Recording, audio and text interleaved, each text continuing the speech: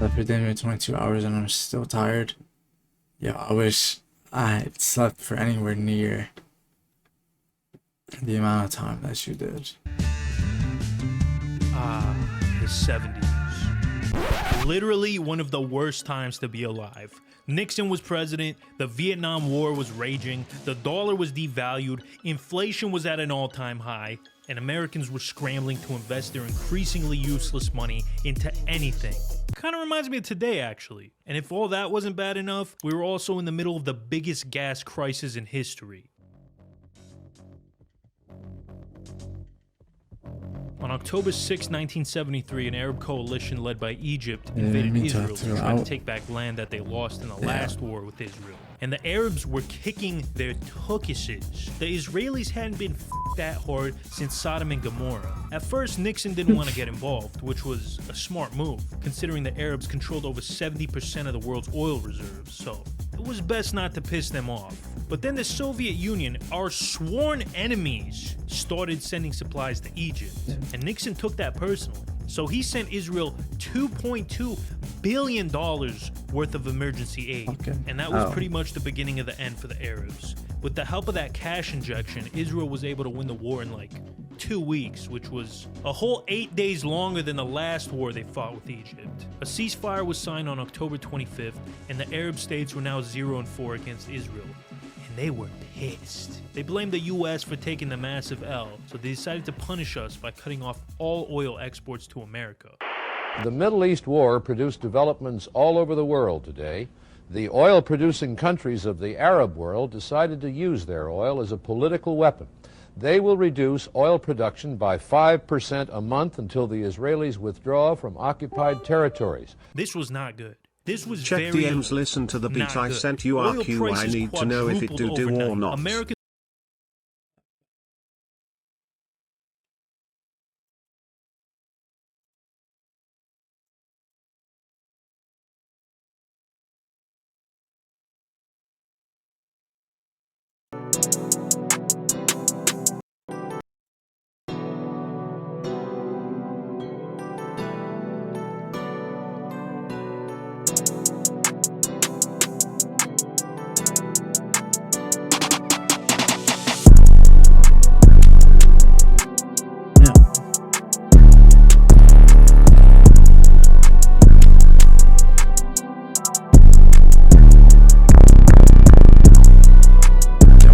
They're getting like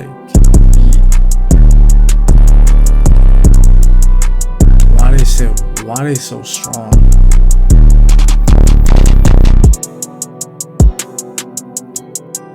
I found the Dabo clone.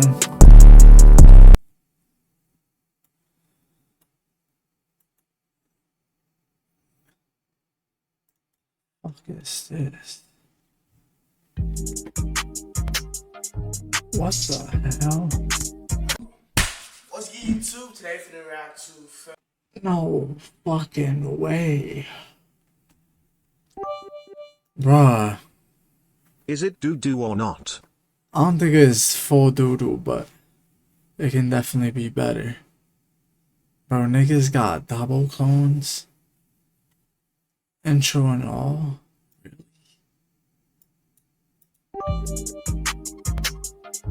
Oh, now that young Flabo. What's good, YouTube? Nigga said it's young Flabo. But look. Same fucking reaction, same faces, same like, yo. Oh my god. What the fuck?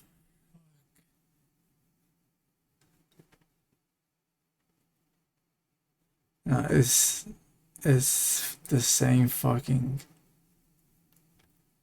shit, word for word, bar for bar. Are you sick? Just very tired. Shit, I might be sick. My throat kind of hurts.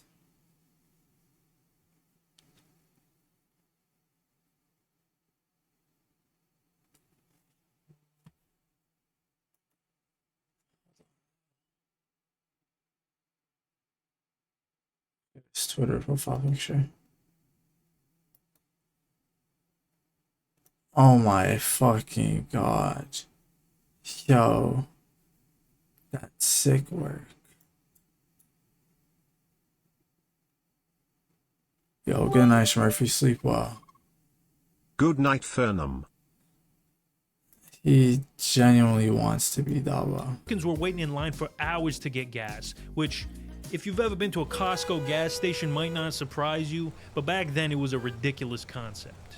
And when you finally got to the pump after literal hours of waiting, One there was a last good thing chance before that there I wouldn't go be any to. gas left. It is Some deserved for states being a imposed massive boss. restrictions where license plates ending in an odd number could get gas on certain days, and even license plates could get it on other days. The odd-even system can't do anything about the problem of no gas. Some of the people online here have been in other lines and still don't have a tank of gas. I've been in 2 gas lines already. This morning? This morning. I get home soon, my Max. Been in both lines over an hour, and I'm out of gas. That would be kind of funny, Driving but was becoming almost don't know if impossible Max for the wants to average get schmo. from We needed a solution, publicity. and we needed one fast.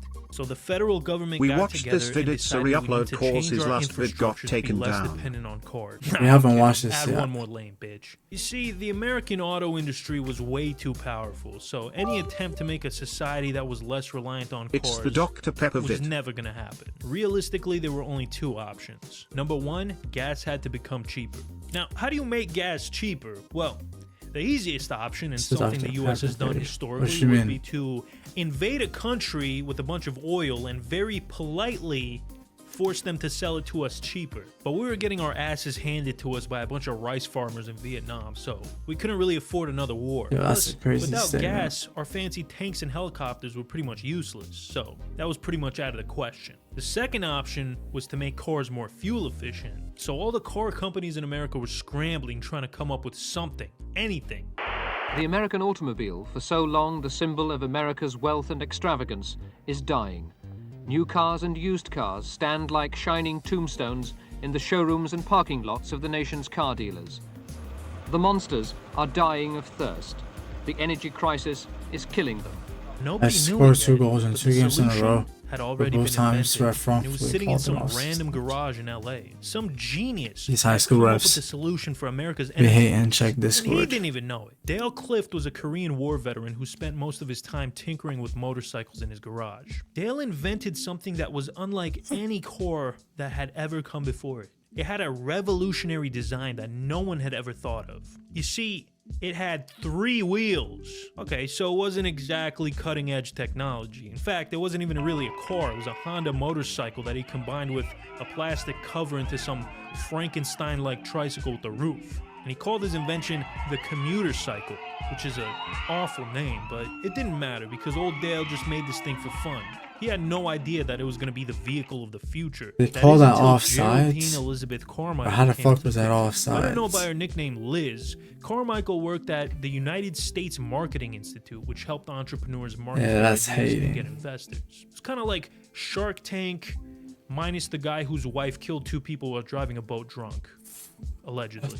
Liz had an incredible backstory. She grew up dirt poor on a farm in Indiana, and after working her Rough ass spot. off for years, she got a mechanical engineering degree from Ohio State. After I can college, tell. she married a NASA scientist who had just recently died and left her to care for their 5 children alone. Luckily, her sister-in-law stepped in to help out, but it wasn't easy. Liz needed a win, and she needed one soon, because the debt from raising 5 kids was piling up. Bro, Then one day, Dale Cam Cliff Thomas. pulls up to USMI in his funny-looking 3-wheel What are you vehicle, talking about? and Liz was impressed. Right from the first second she laid eyes on it. This was exactly the opportunity she'd been looking for. Not only was this the solution to America's fuel crisis, but it was also the solution to Liz's being broke crisis. You're fucking poor. So she tried to buy the commuter cycle off Dale and promised that she would make him What's rich. good, Lisa? At first, old Dale was reluctant, but one thing you gotta understand about Liz is she was a natural-born sales person. She could sell bacon to Ben Shapiro, so it didn't take I'm long so for her to fucking convince old Dale tired. Cliff to sign over the rights to his car. After all, Dale had nothing to lose. All Cam the work Thomas had already is been so done on his fine. part. All he had to Aight, do was bro. sit back and watch the cash roll in. So the 2 of them shook hands, and Liz wrote Dale a $2,000 check. The You next sound day he went tired. to cash the check and it bounced, but hey, Very tired. that's okay, because Liz had promised Dale $3 million once the company took off, so a measly $2,000 was nothing in the grand scheme of things, which, come to think of it, is exactly what my dad said before he bet our entire life savings at the roulette table. After getting the green light from Dale, Liz created her very own company, the 20th That's supposed to Century be Motor funny. Car Corporation, which, if you think about it, is a really stupid name, because after 1999 the name would be redundant. But she didn't need to worry about that. What she needed now was money, and lots You're of gonna it. love So it. she spent the next few weeks cold calling potential investors and finally put together a team of rich dirtbags that were willing to finance her automotive dream. Russian oligarchs, How do I break up Chinese with a girl sweatshop without owners, hurting their feelings? mafiosos, it didn't matter This as long as they had a arrested checkbook Jesus. and a pen. Once the bag was secured, the next step was a proof of concept. She needed a prototype to show that this car was legit, so she hired a team of engineers to put something together, and they had a Babe, lot of just work ahead of keep it them. above Dale's that, original bro. car was a good starting point, but honestly, the thing was kind of a piece of crap. It was good from getting from point A to point B, but what about point C? He had never even considered point C. So the engineers made a few important changes to Cliff's original design. Like, instead of a Honda motorcycle engine, they would use a more powerful BMW one. And the shell of the car would be made out of the same material that NASA Oh, used to 100K, make bro. rocket ships. Liz 3 ordered vlogs 2 with prototypes BDG. in a Fuck is that- cornea assaulting fuck is that neon gonna do yellow, for me? so it would be sure to grab everyone's attention from a mile Fucking away. vlog. While the engineers were grinding away in the sweatshop, Liz was busy getting the word out about her new car, which she named the Dale, after the famous cartoon chipmunk. She was calling up every news station in the country and telling them all about how the Dale was going to save America and finally bring an end to the gas crisis. And the media was eating it up. Newspapers all over the country were talking 3 about DG the vlogs will car actually of do a the lot for future, you. No, which they was won't, great bro. because more attention means more investors, and the money was not going to waste. It had only been a Did few someone months say since Liz started sweatshop? 20th Century, and the company went from a handful of engineers and designers to over 100 employees working at a 150,000 square foot factory in Burbank. And these weren't just ordinary schmucks off the street either. Well, some of them were, but people were leaving their jobs at Mercedes, Ford, and even NASA to go work for Liz. They believed in it that much. And so did America. The hype around this car was unlike anything you've ever seen. It's like if Tupac and Elvis came back from the dead to announce a joint album produced by Kanye. Before the prototypes even had a chance to be tested, one of them was already being offered as a final prize on The Price is Right. But as fascinating as the Dale was, people were almost more interested in Liz herself. First of all, she was extremely charismatic, like cult leader levels of charisma. And honestly, people had never seen a CEO that was a female. These days, every broad with an Instagram account is an entrepreneur, but in the 70s, unheard of. Pretty soon, she was being interviewed by big names like People magazine, and she even got mentioned by Johnny Carson himself on The Tonight Show, which for you youngsters out there was like Joe Rogan if he wasn't spliced together using gorilla DNA. So what was so unique about the Dale if people were willing to drop millions of dollars on this concept? It had to be incredible, right? Well, to start out on an obvious note, the Dale had 3 wheels instead of 4, 2 in the front and 1 in the back. And I know what you're thinking, 3 is less than 4, so how can 3 be back. better? Well, if you remember anything from Get your 7th rest. grade You sound math, either you'll sick know or that tired. Either triangles way, are the needs to strongest feel and better most soon. stable Thank you, shape, which Sinister. supposedly made it impossible for the Dale to tip over. One I less just- wheel this also probably- took I'll just about stream for an 300 hour. pounds off the car's total weight. The special Are you spaceship good? Yeah. that would cover the vehicle I'm was just tired. stronger than steel and lighter, making it pretty much indestructible, but also fast as hell. The total weight of the Dale was 1,000 pounds, which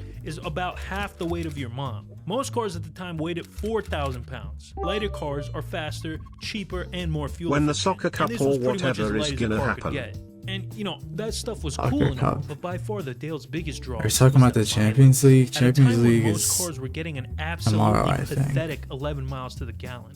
The Dale was getting 70 miles to the gallon. To put that in perspective, a brand new Toyota Prius gets about 56 miles to the gallon. Now, one of these fancy space cars must have cost an arm and a leg, right? Wrong. The Dale retails God, at NBA a starts more than tomorrow. reasonable $2,000. Yo, I need a Yes, good that's right, I parlay. said $2,000. I know. It Let's sounds run a ridiculous, play. ludicrous even. But they were gonna sell so many of these mother We suckers could that it run didn't one. even matter. Once these bad boys started rolling off the assembly line, Liz was never gonna have to worry about money again. But just when everything was going so good, the trouble started, things were about to get absolutely insane. But not as insane as the prices at GlassesUSA.com, which just happens to be the sponsor How of much today's do you video. want to bet? If you didn't already know, Ooh.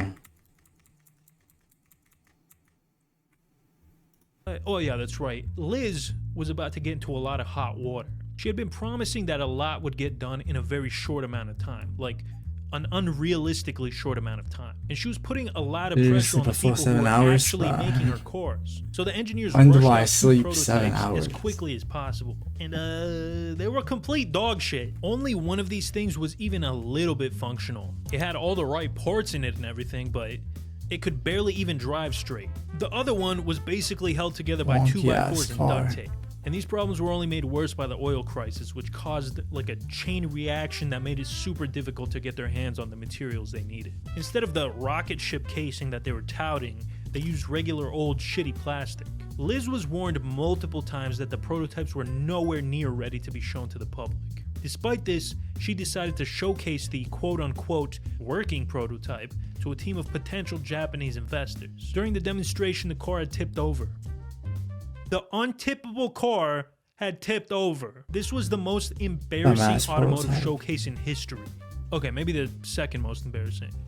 Liz was understandably frustrated with all these setbacks. Why do I have so much money in my bank account? Maybe somebody was trying to sabotage her. She thought maybe the big three, aka General Motors, Ford, and Chrysler, had something to do with all these manufacturing issues. You see, Liz had been talking mad shit about them. Let's go, Rob. And let's be honest, the deal had the potential to completely upset the whole industry. And it's not like these auto companies don't have a history of doing shady stuff to eliminate competition, so it wasn't too much of a stretch, honestly. Oh, and what about Big Rubber? They also had a cause to sabotage the deal. After all, if three-wheeled cars became the norm, then their profits would go down by carry the 25%. But at the end of the day, Liz decided not to worry about it. If the biggest car companies in the US were trying to sabotage her, then that just meant that she was doing something right. They would work out the kinks eventually, and Liz was going to be the next Henry Ford, except slightly less anti-Semitic.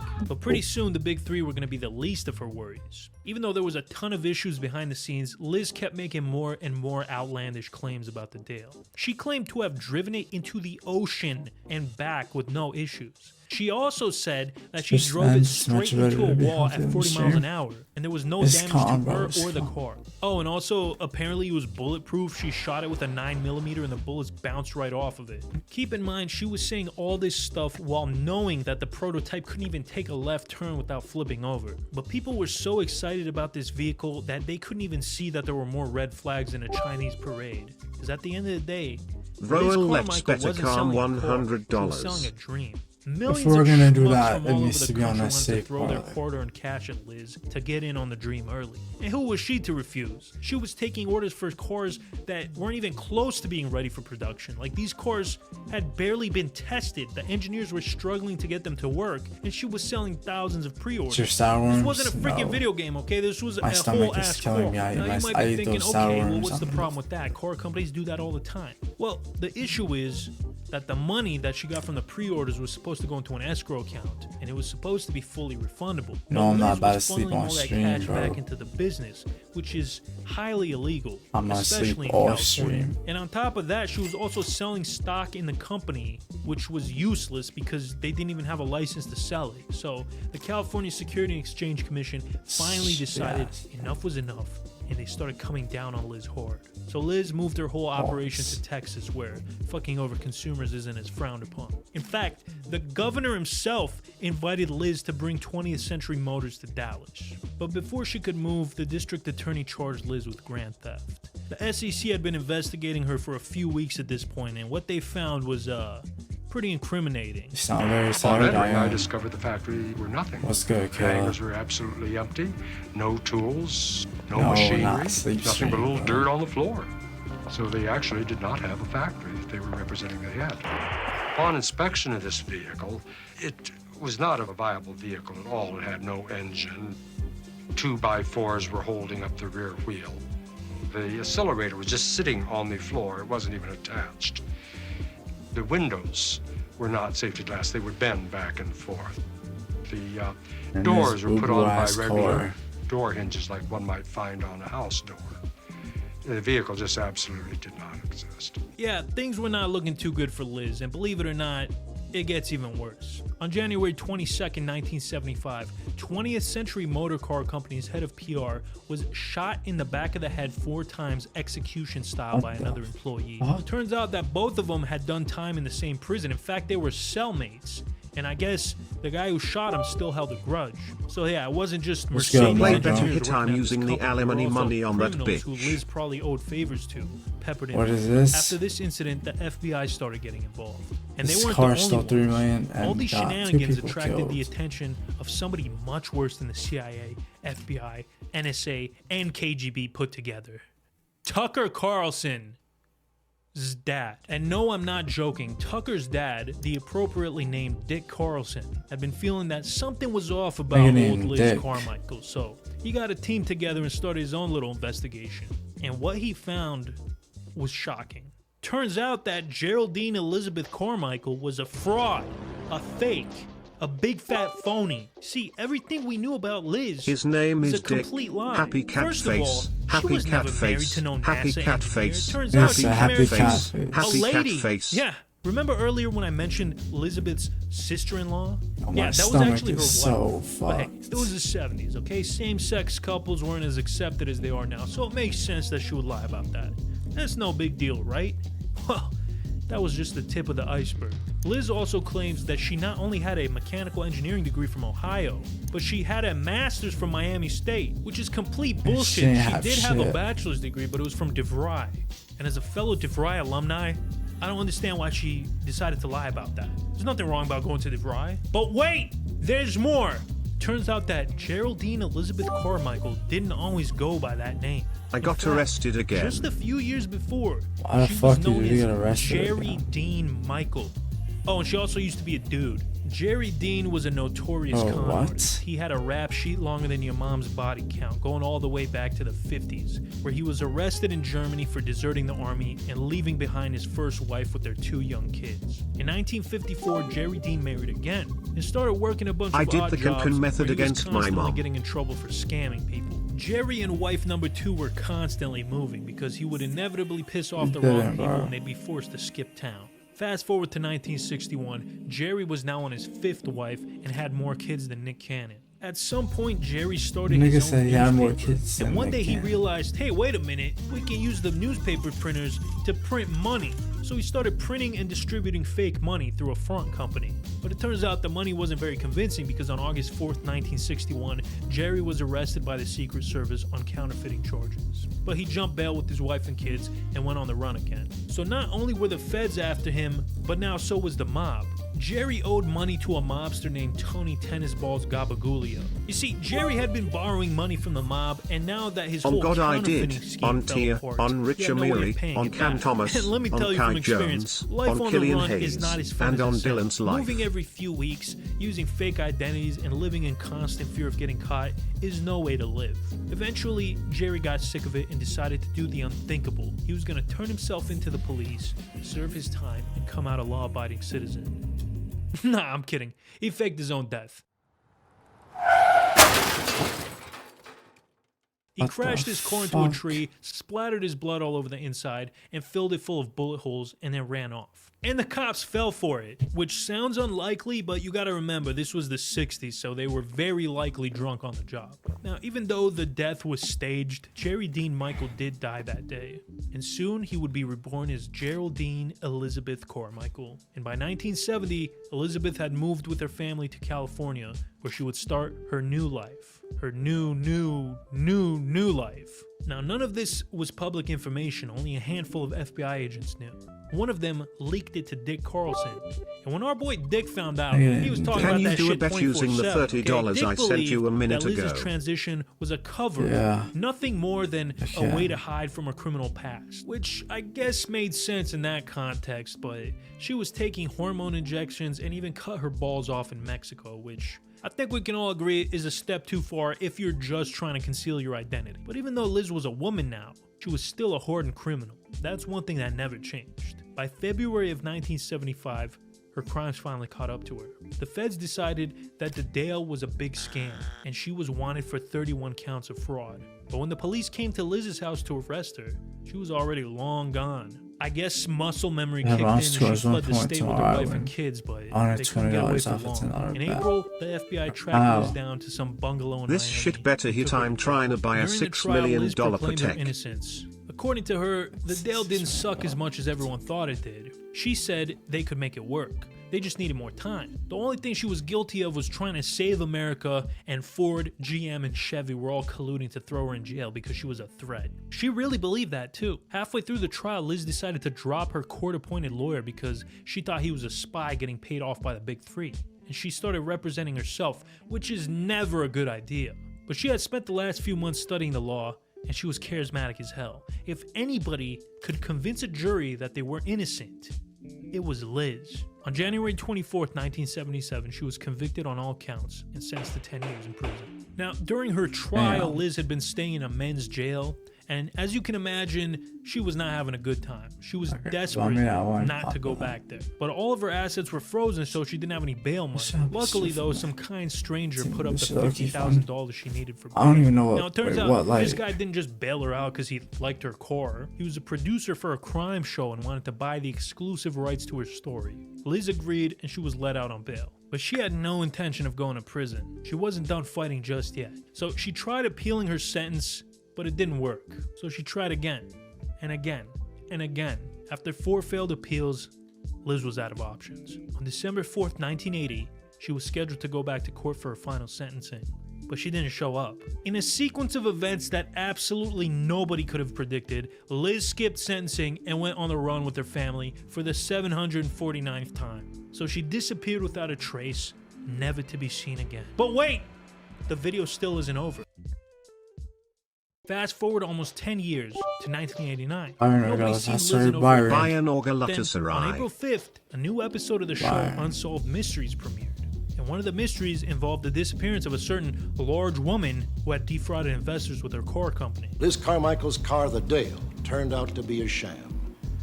Was this a case of someone simply failing to live up to their dreams?